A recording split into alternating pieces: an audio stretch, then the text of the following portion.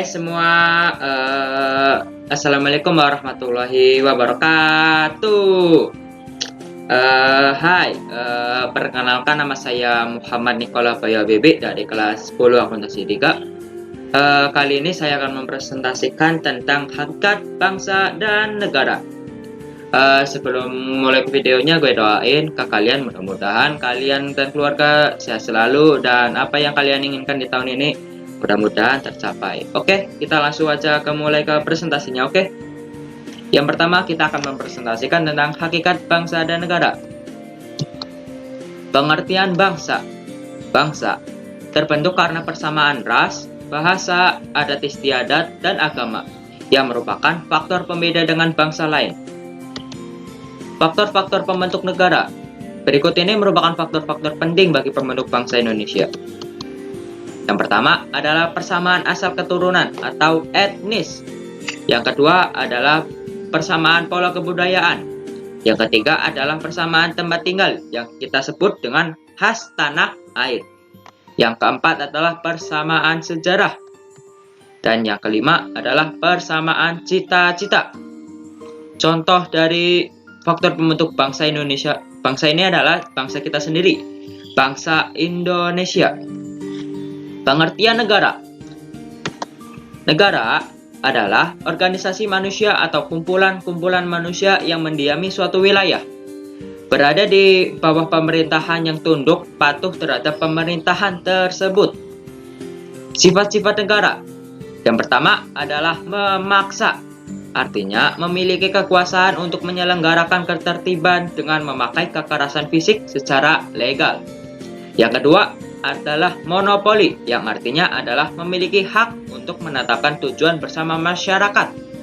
Yang ketiga adalah mencakup semua, artinya semua peraturan dan kebijakan negara berlaku untuk semua orang tanpa terkecuali. Unsur-unsur negara. Yang pertama adalah penduduk yang tetap atau kita sebut dengan rakyat. Yang kedua adalah wilayah. Yang ketiga adalah pemerintah yang berdaulat. Yang keempat adalah pengakuan dari negara lain. Unsur-unsur negara. Yang pertama yang kita bahas adalah unsur konstitutif terlebih dahulu. Nah, unsur konstitutif ini ada apa aja? Yang pertama adalah ada penduduk. Yang kedua ada wilayah. Yang ketiga adalah pemerintah yang berdaulat. Yang kedua kita masuk ke dalam unsur deklaratif. Unsur deklaratif ini mencakup dari pengakuan dari negara lain. Semisal kayak Indonesia mengakui Malaysia, begitu pula sebaliknya Malaysia mengakui Indonesia. Unsur konstitutif. Yang pertama ada rakyat. Rakyat adalah semua orang yang berdiam di dalam suatu negara. Yang kedua, rakyat ini mencakup beberapa hal. Yang pertama adalah penduduk. Penduduk adalah mereka yang bertempat tinggal tetap di negara tersebut. Yang kedua adalah bukan penduduk, atau yang kita sering sebut juga sebagai turis, yaitu adalah mereka yang bertempat tinggal sementara. Oke. Penduduk itu terbagi menjadi beberapa hal lagi, teman-teman. Yang pertama seperti warga negara. Warga negara adalah mereka yang menurut undang-undang diakui sebagai anggota dari negara. Yang kedua adalah bukan warga negara, yang mengakui negara lainnya sebagai negaranya. Ya kayak mengaku-ngaku sebagai negaranya sendirilah, padahal bukan asli orang itu. Seseorang warga negara Indonesia adalah orang yang diakui oleh undang-undang sebagai warga negara Republik Indonesia. Kepada orang yang akan diberikan kartu tanda penduduk atau yang kita sebut dengan apa? Yaps, KTP. Berdasarkan kabupaten atau khusus DKI Jakarta, provinsi, tempat ia terdaftar sebagai penduduk atau warga. Kepada orang ini akan diberikan nomor identitas yang unik. Nomor induk kependudukan atau yang kita sebut dengan NIK. Apabila ia telah berusia 17 tahun dan mencatat dirinya di kantor pemerintah, paspor diberikan oleh negara kepada warga negaranya sebagai bukti identitas yang bersangkutan dalam tata hukum internasional. Wilayah suatu negara. Wilayah suatu negara ini mencakup 3 hal. Yang pertama adalah wilayah daratan, yang kedua adalah wilayah lautan atau perairan, yang ketiga adalah wilayah udara. Wilayah darat. Wilayah darat mencakup 3 hal, atau yang kita penjelasan dulu, pengertiannya dulu. Batas wilayah darat suatu negara ditentukan atas perjanjian bilateral atau multilateral antara negara-negara yang bersangkutan, seperti batas alami, batas buatan, dan batas geografis. Batas alami, batas yang terjadi secara alami. Contohnya yaitu seperti sungai, lembah, dan gunung. Yang kedua adalah batas yang sengaja dibuat oleh manusia. Contohnya yaitu patok, pos penjagaan, gapura, dan tembok.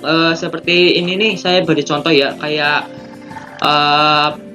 negara Korea Utara dan Korea Selatan itu kan batasnya itu adalah batas buatan, karena di situ tuh ada pos penjagaan antara Korea Utara dan Korea Selatan juga.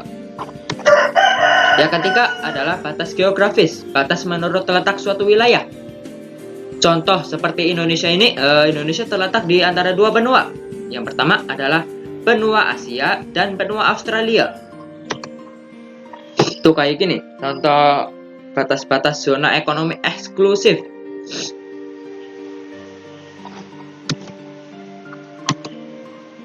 Yang kedua, kita masuk ke wilayah laut. Wilayah laut suatu negara adalah sebuah perairan, lautan, danau, sungai yang berada dalam batas negara tersebut.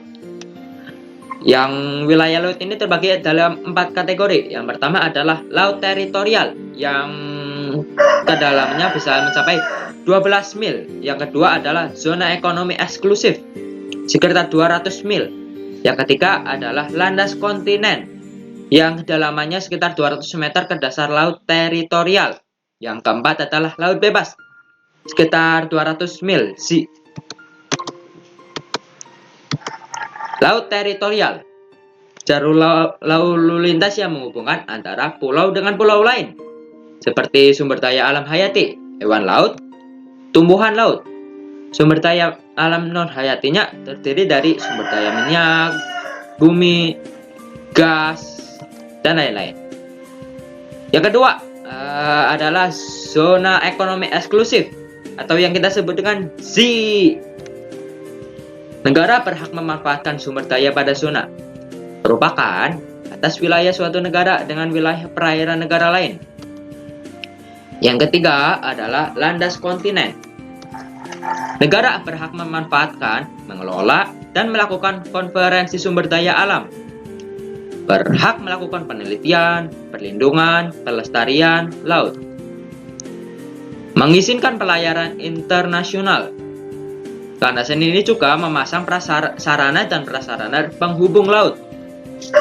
Yang keempat atau yang terakhir dalam wilayah laut itu adalah laut bebas. Laut bebas merupakan wilayah laut yang bebas digunakan oleh negara manapun. Bebas berlayar, memasang kabel atau pipa bawah laut seperti pipa kabel Telkomsel yang akhir-akhir ini kita viral, oke? Yang ketiga, membuat pulau buatan atau instalasinya. Bebas untuk melakukan riset atau penelitian. Seperti ini gambar-gambarnya. Wilayah udara. Kita masuk ke wilayah ketiga. Wilayah udara. Pengakuan dari negara lain dibedakan. Yang pertama, pengakuan dari negara lain dibedakan menjadi yang pertama, pengakuan dari negara lain secara de jure, artinya pengakuan resmi berdasarkan hukum. Yang kedua, pengakuan dari negara lain secara de facto, artinya pengakuan yang diberikan jika negara tersebut pengertian pengakuan secara de facto. Pengakuan dari negara lain secara de facto ini pengertiannya adalah pengakuan yang berdasarkan pada kenyataan atau faktual yang ada telah memenuhi persyaratan untuk menjadi negara. Misalnya secara de facto Indonesia merdeka pada tanggal 17 Agustus 1945. Pengertian pengakuan secara de jure. Kemudian, pengertian pengakuan dari negara lain secara de jure adalah pengakuan dari negara lain terhadap negara menurut yang hukum internasional dengan pengakuan secara de jure. Negara yang baru dibentuk atau merdeka itu memiliki hak-hak dan kewajiban sebagai anggota masyarakat dalam skala internasional.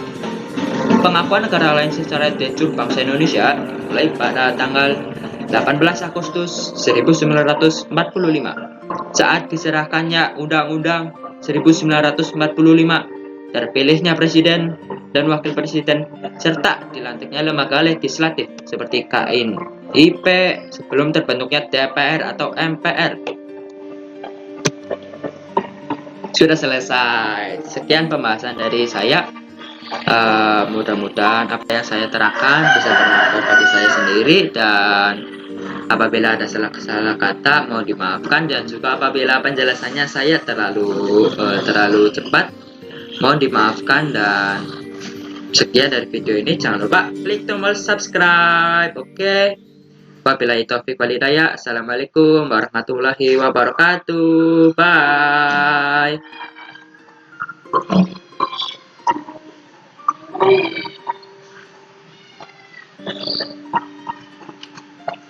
Makasih semua.